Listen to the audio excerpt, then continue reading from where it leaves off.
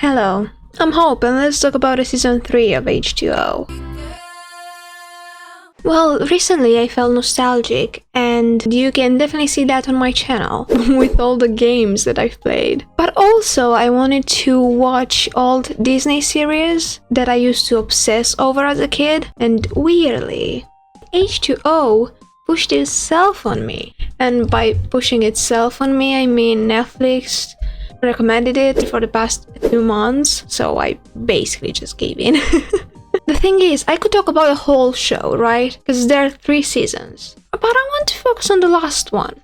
Because I feel like the first 2 seasons were very normal. 3 mermaids against the moon, right? Well, something shifted in the last season.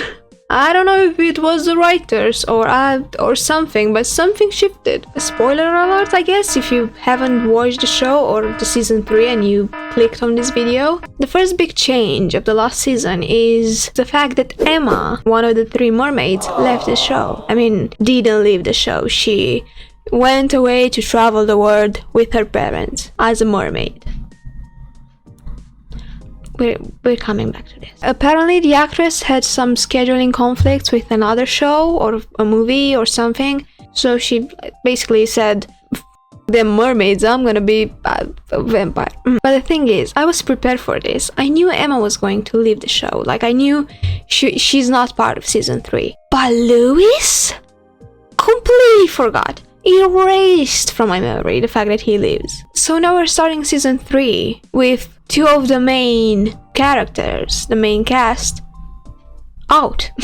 Out the window. They left. They jumped out the window. But not to worry, because 2 new hotties enter the villa. Wait, am I watching Love Island? Why did I say that? Anyway, we get to meet Bella and Will, who look like they were casted for each other, literally. Funny, because when I was younger, all of my friends and we were all fighting over who's gonna play Ricky or Cleo. I don't know why not Emma.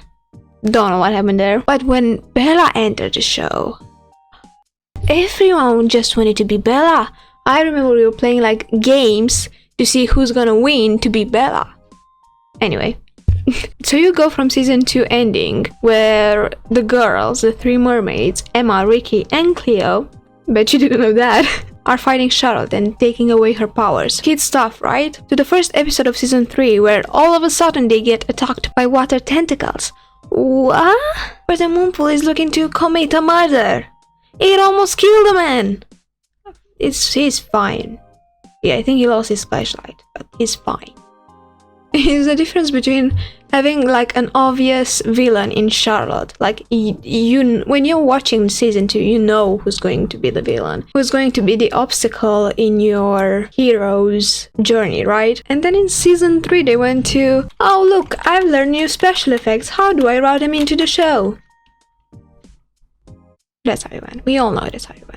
With Emma going out and Bella coming in, I want to say that Bella's character doesn't feel like a replacement, it feels more like an addition to the story, which I'm pretty sure that's what they went for her to add instead of just be. It makes sense in my head, okay? Bear with it. Also, I want to mention that they did say Emma left with her parents to travel the world. Emma, you should be happy for her. Not everyone gets to see the world with their parents. The girl who quit swimming professionally, who didn't go on a family trip because it was risky. She just went with her parents to travel the world with a tail. They could have done so much better. Like, they could have said that she got accepted into a high-end school or something. We all knew she was the smartest. It just would have made sense.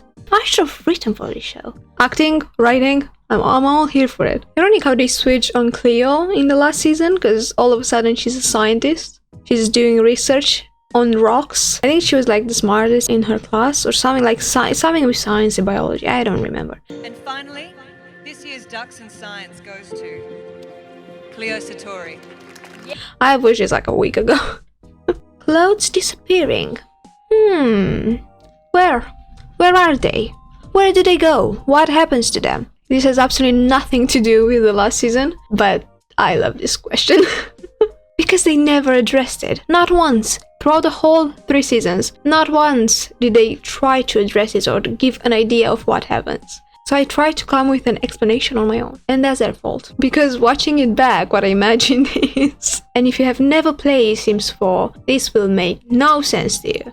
But if you did, it will. It just makes sense to me. But you know when you make an occult sim, right? They have their occult version and their human version. For example, like a vampire sim. It goes from human to vampire to the same human form. It's basically magic. What I'm trying to explain. Because that's how it works, and if it doesn't make sense to you, it's a you problem. Just saying. So we are introduced into the season with a new mermaid. So naturally, she has Emma's power, right? Freezing water, right? Wrong. She turns water into jelly, but only for a few seconds, from what I've seen.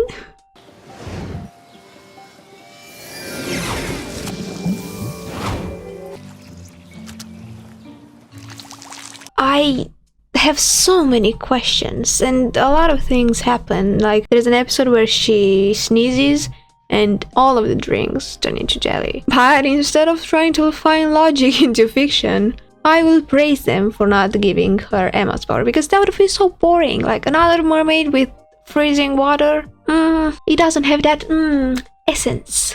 I feel like we should talk about Will. Yeah. Because at first he's just there. He's trying to find what happened to him and Mako on the full moon. He falls in love with Bella and dies. The writers also try to make the audience think that there could be something between Will and Ricky. You saved my life. I just did what any mermaid would have done. But it wasn't any mermaid. It was you. But no, that was no. He also basically forced Bella into telling him she's a mermaid.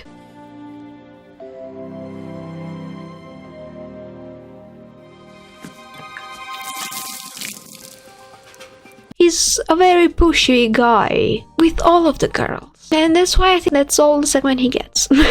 Because the last season follows this storyline where the girls are hunted by water, and something that was their best friend throughout the first 2 seasons is now the villain. It's a friendship to enemies kind of storyline. Well, not really. Honestly, even rewatching it is kind of scary. But in the end, and let me blow your mind, the water isn't actually hunting them down. All this time it was warning them about a meteor that they have to stop to save the world.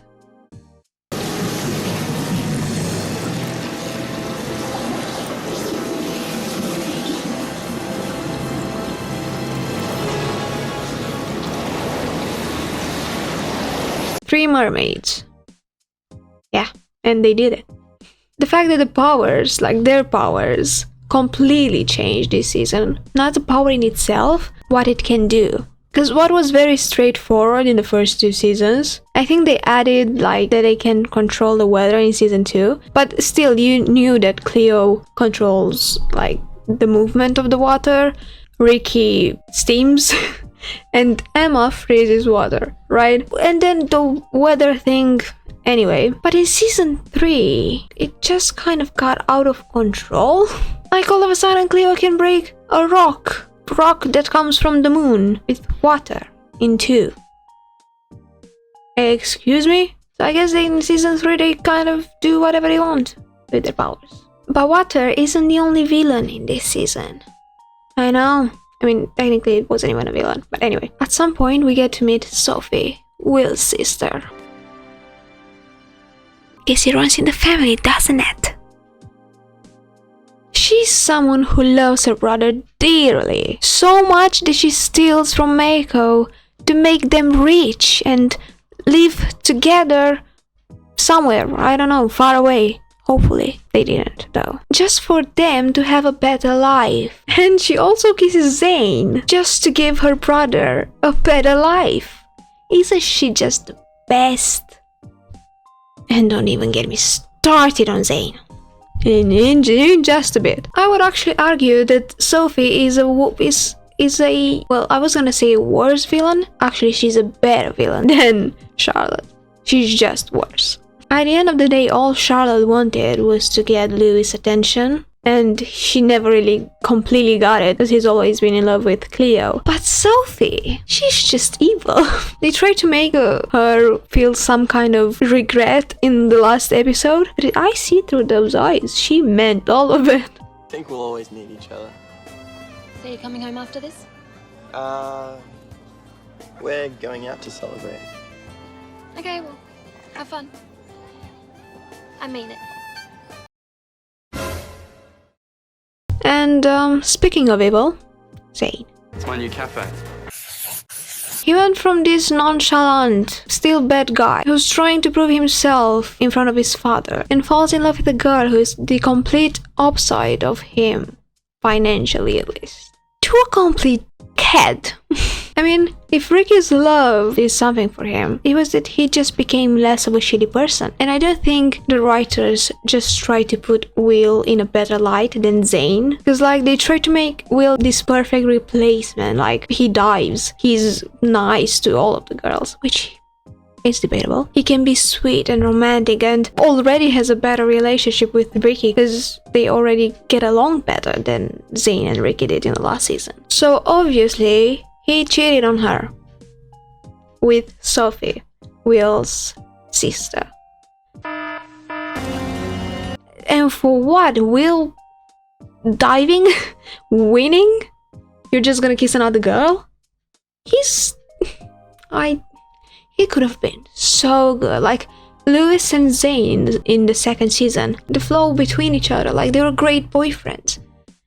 Kind of. He also did this thing in season 3. There was a full moon and the girls wanted to use the cafe for themselves to, you know, isolate from the full moon. You don't already have plans for tonight, do you? There's nothing I can't work around. And he was supposed to have like a boys' night. And he agreed to not have the boys' night in that night. And then I think he gets jealous of Will and Ricky. But I think my boat shed might be a better place. Is that right? Think about it, it's smaller, easier to seal up. You could give me a hand getting it ready. Are you kidding? Come on, it's for the girls. I don't need you telling me what's good for the girls. And he decides, well, f that, I'm gonna have my boys' night. Oh, he's just giving it away. Reaching like a bull. I bet this takes What's that? Hey, you made it! Come join the party! What's going on? Where's Ricky? Beats me, she just took off. Excuse me? He basically had like a tiny bit of a development and then just straight down. Even rewatching it, I thought he's not gonna feel as it did when I was a kid, and it did. And I hate him forever. So basically the season ends with them saving the world and graduating from high school. With a cameo from Louis, who comes back to congratulate Cleo, and that was very sweet. That was really sweet. I'm not gonna cheat on that because that was really sweet.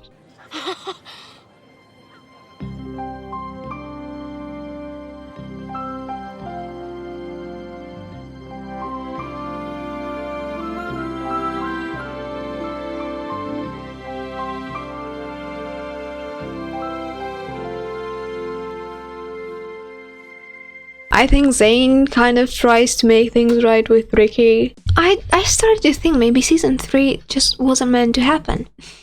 Because how do you go from a good TV show, because I would argue the first 2 seasons are like top 3 Disney shows, to a Disney-fied season 3, like saving the world from a meteor, to cheating? No, that's just Disney stuff.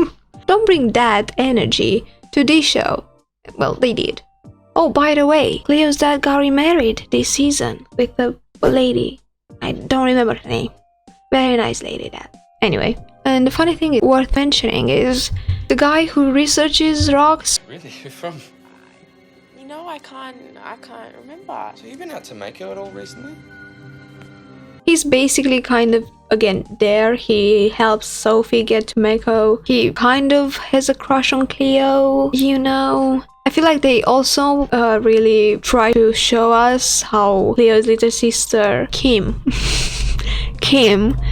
is also evil. She all of a sudden gets interested in boys and dating and meets Sophie, and they form this unbreakable duo of villains. I'll keep my arm up for you. Let me show you the ropes and you'll go far. While they both work for Zane. But don't worry, Kim at some point splashes milkshake onto Sophie's clothes and she's like, huh, you're fired! Because she was then the manager. A lot of things happen in this season. I just checked. Apparently his name is Ryan. I don't remember that. He was doing research with Cleo's mother stuff. He looks so familiar. Like, so familiar. I'm like, I've definitely seen him in something else. So naturally, I checked the originals cast. And there he is, in the originals. Another one. I swear to God, one of the things the casting director asked when they were casting the originals, like, right, like, you did all of these movies, but were you in H2O? Were you? Oh, you weren't? Oh, well, sorry to inform you, but I swear to God, like, they were just collecting them as Infinity Stones. Oh my God, I would have wished Ricky was one of the stones that they were collecting. Like, imagine having all three of them as vampires. That would have been so iconic. H2O as a whole, incredible. Like, it doesn't even feel like as a kid show, it feels more of a teen show, like Victorious, for example, because I always saw Victorious as being more teen than kids. I guess it really helped the fact that it was an Australian show and not, I don't know, American. Because it was actually funny, like, they had good jokes, especially Louis. He was actually a funny guy, like, the actor, like, had really comedic timing. I was really impressed watching it back, and the actors were, like, good. They don't have that Disney acting. For example, in Hannah Montana, I love that show with my whole heart. But the acting is... I think it's a good show. It had good writing. It definitely went completely over the edge with the last season. It just doesn't make sense. I think it just got very Disneyfied. Like, what can we make to blow their minds to what they will never expect coming? The end of the world. I was 12 watching that. I think I'm traumatized for life. I also know there's a sequel with Mako Mermaids or something like that. Should I watch that? Let me know. Till then, well, thank you for watching. Please subscribe and like so I know you like this type of content. And see ya!